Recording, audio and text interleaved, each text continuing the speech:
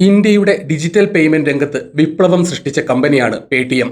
ഒരു ചെറിയ mobile recharge പ്ലാറ്റ്ഫോമായി തുടങ്ങി ഇന്ന് ഇന്ത്യയിലെ ഏറ്റവും വലിയ ഫിൻടെക് കമ്പനികളിൽ ഒന്നായി ഇത് വളർന്നു. എന്നാൽ ഈ യാത്രയിൽ പേടിഎം നിരവധി വെല്ലുവിളികളും പ്രതിസന്ധികളും നേരിട്ടിട്ടുണ്ട്. പ്രത്യേകിച്ച് അടുത്തിടെയുണ്ടായ റിസർവ് ബാങ്കിന്റെ നിയന്ത്രണങ്ങൾ കമ്പനിക്ക് വലിയ തിരിച്ചടിയായി. ഇന്ന് നമ്മൾക്ക് പേടിഎമ്മിന്റെ കഥ കേൾക്കാം. നമസ്കാരം, ഞാൻ രഞ്ജിത് കൃഷ്ണൻ. പുതിയ വീഡിയോയിലേക്ക് എല്ലാവർക്കും സ്വാഗതം. പേടിഎമ്മിന്റെ പേരന്റ് കമ്പനിയായ 197 കമ്മ്യൂണിക്കേഷൻസ് ലിമിറ്റഡ് സ്ഥാപകൻ വിജയ് ശേഖർ ശർമ്മയുടെ ദീർഘവീക്ഷണമാണ് ഈ വിജയഗാഥയ്ക്ക് പിന്നിൽ. 1978 ജൂൺ 7 ഉത്തർപ്രദേശിലെ അലിഗഡിൽ ജനിച്ച വിജയ് ശേഖർ ശർമ്മ ചെറുപ്പം മുതൽക്ക് തന്നെ സാങ്കേതിക വിദ്യയിൽ താൽപ്പര്യം കാണിച്ചിരുന്നു. ഡൽഹി കോളേജ് ഓഫ് എഞ്ചിനീയറിംഗിൽ നിന്ന് ബിടെക് ബിരുദം നേടിയ ശേഷം 1997 indiasite.net എന്ന വെബ്സൈറ്റ് ആരംഭിച്ചു. 2 വർഷത്തിന് ശേഷം ഇത് $1 മില്യൺ വിറ്റു. തുടർന്ന് 2000 വിജയ് ശേഖർ ശർമ്മ 197 കമ്മ്യൂണിക്കേഷൻസ് സ്ഥാപിച്ചു.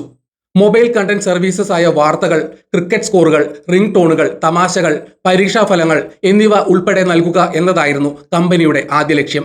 ന്യൂഡൽഹിയിൽ ആരംഭിച്ച കമ്പനിയുടെ ആസ്ഥാനം ഇപ്പോൾ ഉത്തർപ്രദേശിലെ നോയിഡയിലാണ്. 2010 ഓഗസ്റ്റിൽ 197 കമ്മ്യൂണിക്കേഷൻസ് ഒരു ഡിജിറ്റൽ പേയ്മെന്റ് പ്ലാറ്റ്ഫോമായി പേടിഎം ആരംഭിച്ചു. പേ ത്രൂ മൊബൈൽ എന്നതിന്റെ ചുരുക്കപ്പേരാണ് പേടിഎം. മൊബൈൽ റീചാർജുകൾക്കും യൂട്ടിലിറ്റി ബിൽ പേയ്മെന്റുകൾക്കും വേണ്ടിയുള്ള ഒരു സിമ്പിൾ പ്ലാറ്റ്ഫോമായിട്ടായിരുന്നു ഇത് തുടങ്ങിയത്. $2 മില്യൺ ഇനീഷ്യൽ ഫണ്ടിങ്ങോടെയായിരുന്നു പേടിഎമ്മിന്റെ തുടക്കം. മൊബൈൽ ഫോണുകളുടെ വ്യാപനവും അഫോർഡബിൾ ആയ ഡാറ്റ പ്ലാനുകളും പ്രത്യേകിച്ച് 2014 ശേഷം ജിയോയുടെ കടന്നുവരവോടെ പേടിഎമ്മിന്റെ വളർച്ചയ്ക്ക് വലിയ സഹായമായി. ഒരു മൊബൈൽ ഫസ്റ്റ് അപ്രോച്ച്, സിമ്പിളായ user interface, local language support എന്നിവ പേടിഎമ്മിനെ സാധാരണക്കാർക്കിടയിൽ ജനപ്രിയമാക്കി.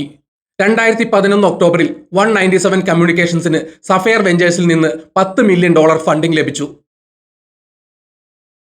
2014 പേടിഎം അതിന്റെ പേടിഎം വാലറ്റ് പുറത്തിറക്കി. ഇന്ത്യയിലെ ആദ്യത്തെയും ഏറ്റവും വ്യാപകമായി ഉപയോഗിക്കപ്പെടുന്നതുമായ മൊബൈൽ വാലറ്റുകളിൽ ഒന്നായിരുന്നു ഇത്.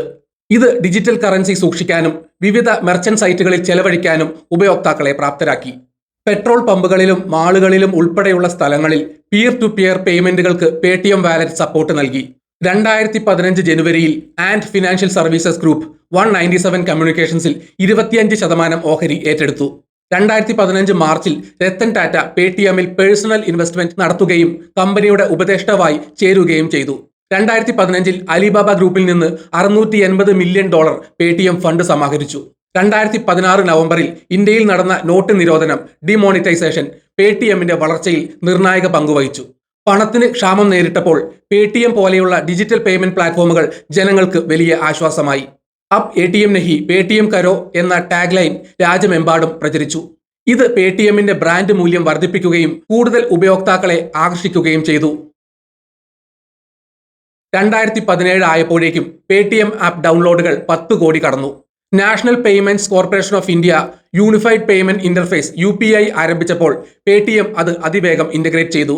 ഇത് ഉപയോക്താക്കൾക്ക് ബാങ്ക് അക്കൗണ്ടുകൾക്കിടയിൽ നേരിട്ട് പണം അയക്കാനും സ്വീകരിക്കാനും സാധിച്ചു. റിസർവ് ബാങ്ക് ഓഫ് ഇന്ത്യയിൽ നിന്ന് പേയ്മെന്റ്സ് ബാങ്ക് പ്രവർത്തിപ്പിക്കാൻ അനുമതി ലഭിച്ച ആദ്യത്തെ കമ്പനികളിൽ ഒന്നായി പേടിഎം മാറി. ദശലക്ഷക്കണക്കിന് ഇന്ത്യക്കാർക്ക് ബാങ്കിംഗ് സേവനങ്ങൾ ലഭ്യമാക്കുക എന്ന ലക്ഷ്യത്തോടെ പേടിഎം പേയ്മെന്റ്സ് ബാങ്ക് ആരംഭിച്ചു. ഇത് സീറോ ബാലൻസ് സേവിങ്സ് അക്കൗണ്ടുകൾ, ഡിജിറ്റൽ വാലറ്റുകൾ, പേടിഎം ആപ്പുമായിട്ടുള്ള തടസ്സമില്ലാത്ത ഇന്റഗ്രേഷൻ എന്നിവ വാഗ്ദാനം ചെയ്തു. കാനഡയിലും ജപ്പാനിലും പേടിഎം അതിന്റെ സാന്നിധ്യം അറിയിച്ചു. സോഫ്റ്റ് ബാങ്കിൽ നിന്ന് $1.4 ബില്യൺ പേടിഎം സമാഹരിച്ചു. പേടിഎം മാൾ എന്ന ഇ-കൊമേഴ്സ് പ്ലാറ്റ്ഫോം ആരംഭിച്ചു. 2018 ആയപ്പോൾ വ്യാപാരികൾക്ക് പേടിഎം കാർഡ് പേയ്മെന്റുകൾ, UPI എന്നിവ അവരുടെ ഇഷ്ടപ്പെട്ട ബാങ്ക് അക്കൗണ്ടുകളിലേക്ക് യാതൊരു നിരക്കും കൂടാതെ സ്വീകരിക്കാൻ പേടിഎം സൗകര്യമൊരുക്കി. പേടിഎം പോസ്റ്റ് പെയ്ഡ് ബിസിനസ് ലോണുകൾ, വ്യക്തിഗത ലോണുകൾ എന്നിവ വാഗ്ദാനം ചെയ്യുന്നതിനായി പേടിഎം പ്രമുഖ ലെൻഡർമാരുമായി പങ്കാളിത്തത്തിലായി. വാറൻ ബഫറ്റിന്റെ ബെർക്ക്ഷയർ ഹാത്വേയിൽ നിന്ന് $300 മില്യൺ പേടിഎം സമാഹരിച്ചു. 2019 പേടിഎം ഫസ്റ്റ് എന്നൊരു മെമ്പർഷിപ്പ് പ്രോഗ്രാം ആരംഭിച്ചു.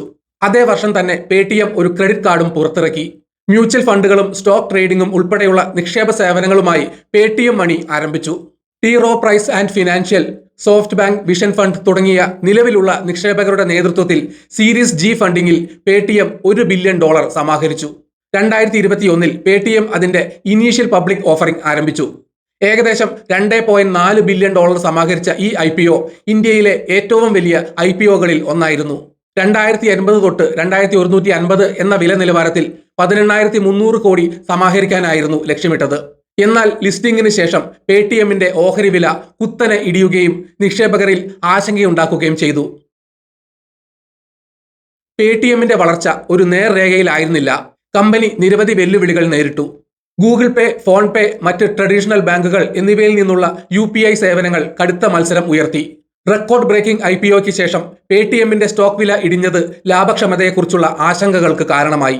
വിപുലീകരണത്തിനായുള്ള വലിയ നിക്ഷേപങ്ങൾ ഗണ്യമായ പണച്ചെലവുകൾക്ക് കാരണമായി. ഇത് പ്രോഫിറ്റബിലിറ്റി വൈകിപ്പിച്ചു. ഡാറ്റ സ്വകാര്യതയും സുരക്ഷാ ആശങ്കകളും ഇടയ്ക്കിടെ ഉപഭോക്തൃ വിശ്വാസത്തെ ബാധിച്ചു. UPI വാലറ്റുകളെ മറികടന്നപ്പോൾ പേടിഎമ്മിന് വ്യാപാരി സേവനങ്ങളിലേക്കും സാമ്പത്തിക ഉൽപ്പന്നങ്ങളിലേക്കും ശ്രദ്ധ മാറ്റേണ്ടി വന്നു. പേടിഎം പേയ്മെന്റ്സ് ബാങ്കിന്റെ പ്രവർത്തനങ്ങളിൽ റിസർവ് ബാങ്ക് ഓഫ് ഇന്ത്യ ഏർപ്പെടുത്തിയ നിയന്ത്രണങ്ങളാണ് പേടിഎമ്മിന് ഏറ്റവും വലിയ തിരിച്ചടിയായത്.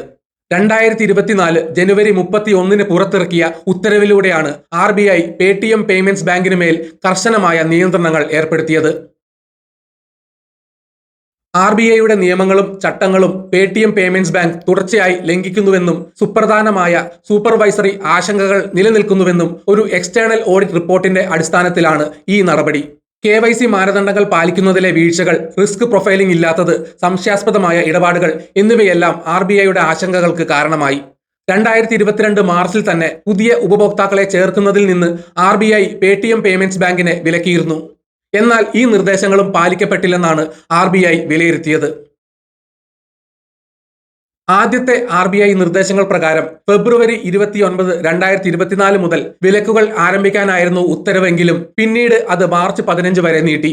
പുതിയ നിക്ഷേപങ്ങൾ സ്വീകരിക്കുന്നതിൽ നിന്നും വാലറ്റുകളിലും ഫാസ്ടാഗുകളിലും ഉൾപ്പെടെ ഏതെങ്കിലും ഉപഭോക്തൃ അക്കൗണ്ടുകളിൽ ടോപ്പ് സ്വീകരിക്കുന്നതിൽ നിന്നും പേടിഎം പേയ്മെന്റ്സ് ബാങ്കിനെ വിലക്കി. ഈ തീയതിക്ക് ശേഷം ക്രെഡിറ്റ് ഇടപാടുകൾ ആരംഭിക്കാൻ പാടില്ല. നിലവിലുള്ള ബാലൻസ് ഉപയോഗിക്കാനോ പിൻവലിക്കാനോ ഉപഭോക്താക്കൾക്ക് അനുവാദമുണ്ട്. വാലറ്റുകളിലും ഫാസ്ടാഗുകളിലുമുള്ള പണം ഉപയോഗിക്കാനോ പിൻവലിക്കാനോ സാധിക്കും. പേടിഎം പേയ്മെന്റ്സ് ബാങ്കിന് മറ്റ് ബാങ്കിംഗ് സേവനങ്ങൾ നടത്താൻ അനുവാദമില്ല.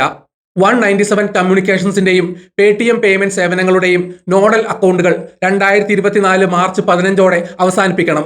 എല്ലാ പൈപ്പ് ലൈൻ ഇടപാടുകളും 2024 മാർച്ച് 15 തീർപ്പാക്കാൻ പേടിഎമ്മിനോട് RBI നിർദ്ദേശിച്ചു. അതിനുശേഷം ഇടപാടുകളൊന്നും അനുവദനീയമല്ല.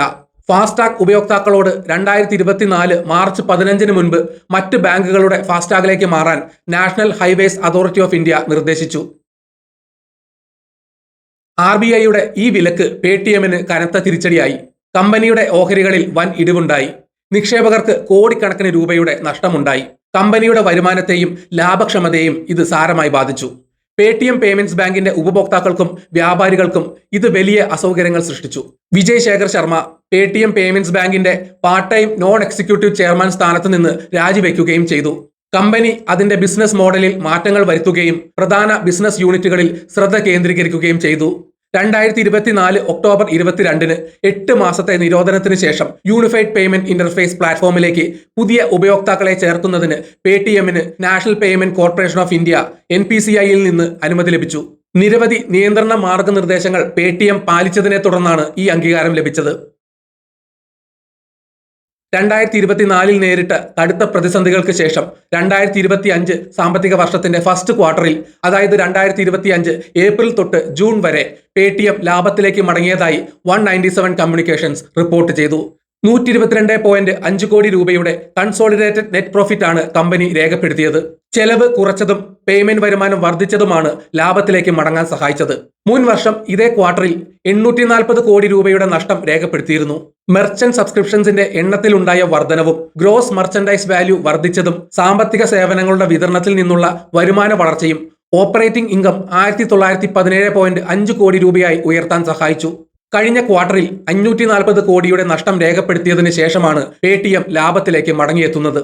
AI ആർട്ടിഫിഷ്യൽ ഇന്റലിജൻസ് ഉപയോഗിച്ച് ഫംഗ്ഷനാലിറ്റി വർദ്ധിപ്പിച്ചതും ചെലവുകൾ നിയന്ത്രിച്ചതും ഈ നേട്ടത്തിന് പ്രധാന കാരണമായി കമ്പനി ചൂണ്ടിക്കാണിക്കുന്നു.